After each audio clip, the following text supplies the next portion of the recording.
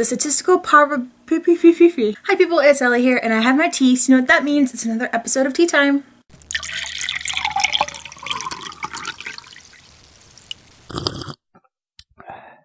So today I'm going to be talking about a book I recently borrowed from my friend Sabrina, and that is The Statistical Probability of Love at First Sight by Jennifer E. Smith.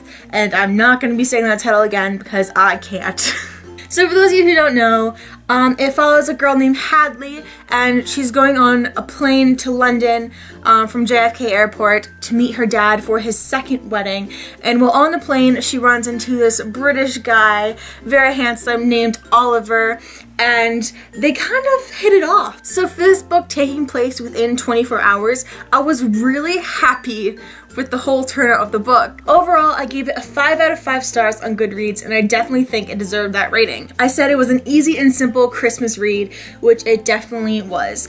I read this over like the week of Christmas, just because I was tired of these big books I've been reading recently, and I wanted something simple and calming and a good story that I've heard a lot about. What surprised me most about this book is that I never wanted to put it down. For it being that easy read I wanted, I constantly wanted to have it in my hands. The only problem was I was really busy that week, so I couldn't read it as much as I wanted to.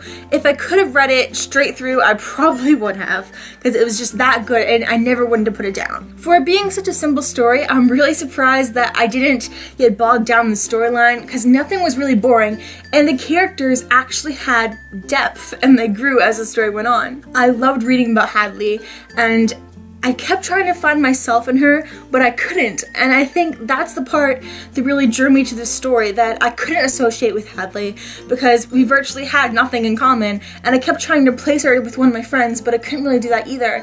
So it was just this chase of trying to figure out who she's like that I think made this story for me. Similarly, the fact that Oliver is that stereotypical foreign guy that you meet and you want to fall in love with because he's adorable and attractive, but he had that mystery aspect to him that actually worked well, and it wasn't just a stereotype. It actually made him likable too for some reason, and you wanted them more and you wanted them to find each other and be together at the end. This story may sound like the stereotypical, oh, boy meets girl in an airport from 2 different places, yada yada yada, sappy love story, and it pretty much is that, but it's done so well that you don't realize that that's what you're reading.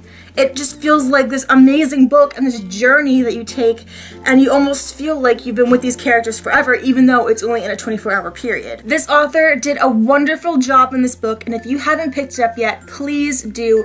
It's a very easy read, and I would suggest it to anyone to read, even if you aren't the biggest reader. Still give it a shot because it is such an easy read, and it's easy to follow, and you'll like the characters so much that you won't want to put it down either. Anyway, for the future, I'm definitely going to be reading more of Jennifer E. Smith's books.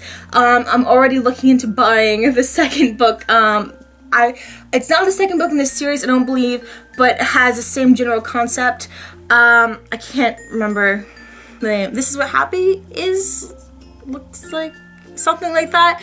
I'm planning on buying that book soon and reading it because I loved this one so much. So please give it a chance if you haven't read it yet, because I don't think you'll be disappointed. But anyway, that's it for this video. I hope you liked it. If you did, please make sure to give it a like if you like, and subscribe, and that's it. So I'm gonna go, and I'll see you next time. Bye!